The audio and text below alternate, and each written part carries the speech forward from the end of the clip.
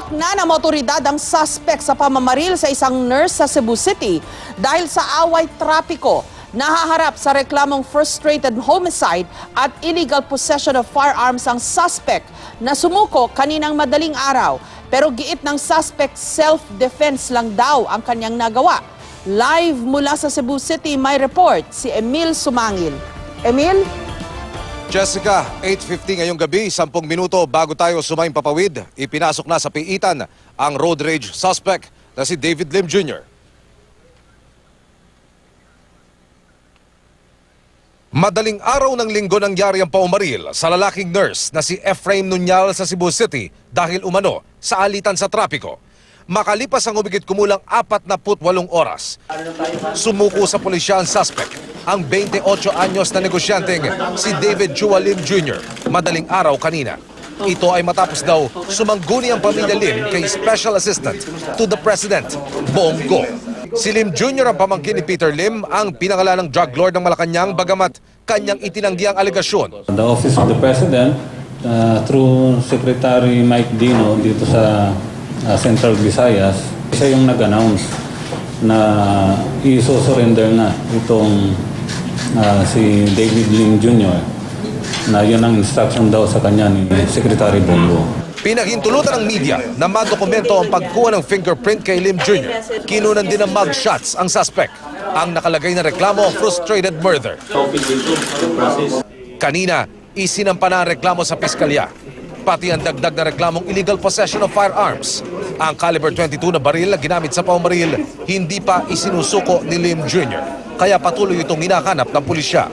Ayon sa spot report ng pulisya, pazigzag daw noon ang takbo ni Lim Jr. saka biglang humarang sa daan. Kasunod niya noon ang kotse ni Nunyal. Makikita na lang sa video na sa gitna ng pagtatalo, pinaputukan ni Lim Jr. si Nunyal ng 4 na beses. Pero sa bersyon ni Lim Jr., iginit niyang hindi siya nag-drive ng pazigzag. They know from the very beginning that I wasn't driving zigzag. They were just they kept honking.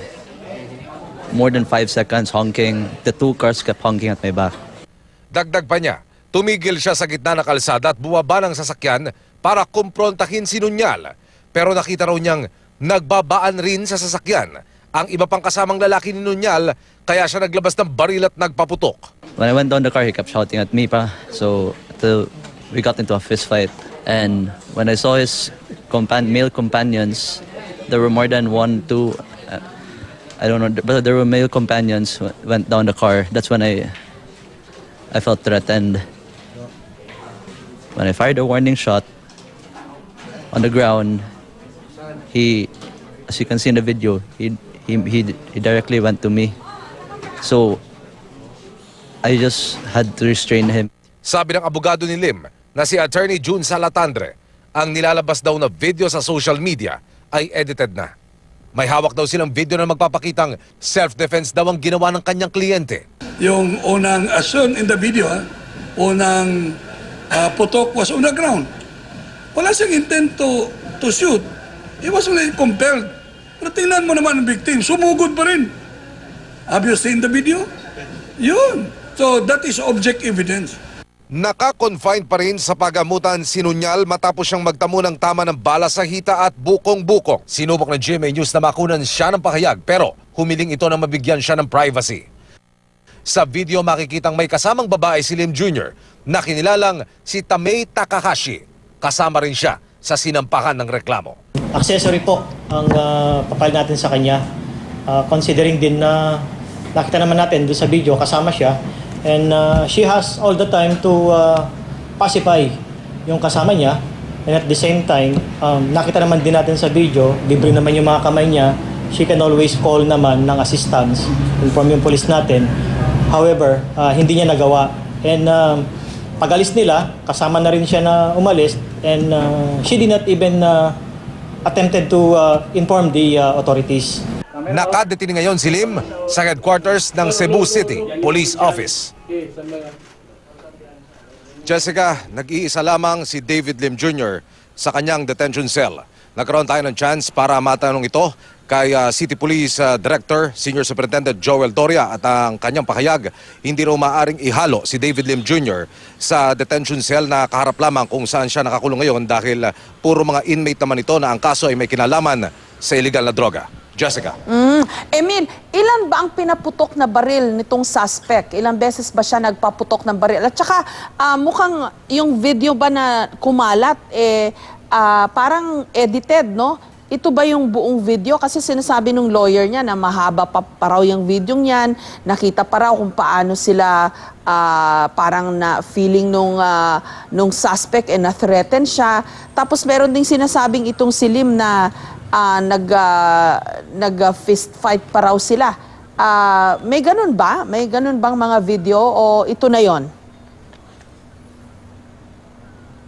Jessica, unahin muna natin yung ilang beses bang nagpaputok ng baril itong si David Lim Jr. Ayon sa investigasyon ng Cebu City Police, 3 beses na nagpaputok ng baril gamit ni Lim itong caliber 22. Ang isa ay sa lupa nakadirekta. Yun namang isa ay tumama doon sa kanyang bokong-bokong at dito nga sa kanyang hita nitong biktima na si Ephraim Nunyal. Doon naman sa video, iginigiit ng kampo ni David Lim Jr., particular ni Attorney June Salatandre, na meron pa silang hawak na video na sinasabi niyang mas mahaba at nagsimula ang recording nito mula pa lamang doon sa unang konfrontasyon bago pa magsuntukan itong si David Lim Jr. at itong nurse na si Ephraim Nunyal bago pa nauwi sa barilan. Sinubok nating tanungin kay Attorney June Salatandre kung kailan niya ito isa sa publiko, pero tumanggi muna silang magbigay ng pahayag ukol rito. Jessica. Okay, kasi kitang-kita dun sa video, no, yung unang ang putok to the ground. Yun yung sinasabi niyang warning shot. Pangalawang putok, mukhang tinamaan niya na sa paa or sa lower extremities. Tapos, medyo natamaan na at medyo parang halatang, kumbaga, na incapacitate na, pumutok pa siya ng isa. Tama, Jessica. Yun ang sinasabing huling pagpapaputok ng baril nitong si David Lim Jr. Lumalabas kasi sa investigasyon na bagaman hindi na-recover at hindi pa isinusuko sa Cebu City Police ng kampo ni David Lim Jr. yung caliber 22 na yan, kailangan na rin daw at may sapat na rin daw batayan ayon sa Cebu City Police na masampahan ng illegal possession of firearms itong si David Lim Jr. 2 bagay, Jessica, dahil nakakuha sila ng spent shell o yung slug doon sa crime scene.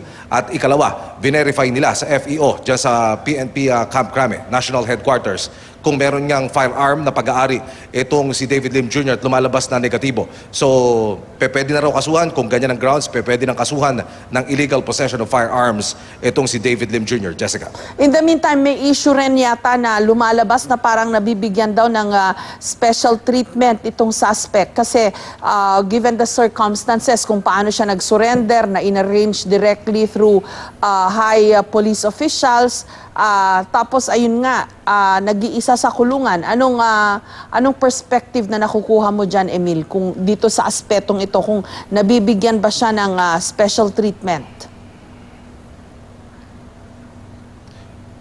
Binigyan tayo ng sagot ng Police Regional Office 7 Director, Police Chief Superintendent Noel Talino, ukol sa mga katanungan na iyan na ipinukol natin kaninang umaga. Hindi niya raw masyado kabisado o wala siyang alam doon sa naging pag-uusap ng pamilya ni David Lim Jr. at ng Presidential Assistant na si Bongo. Ang kanya raw matitiyak sa publiko ngayong nasa kamay niya na ito kanina nga 2:00 na madaling araw, patas ang magiging pagtrato ng Philippine National Police dito kay David Lim Jr. 2:00 na madaling araw sumuko, Jessica, mula sa Police Regional Office 7, doon sa Regional Headquarters ng PNP dito sa Cebu.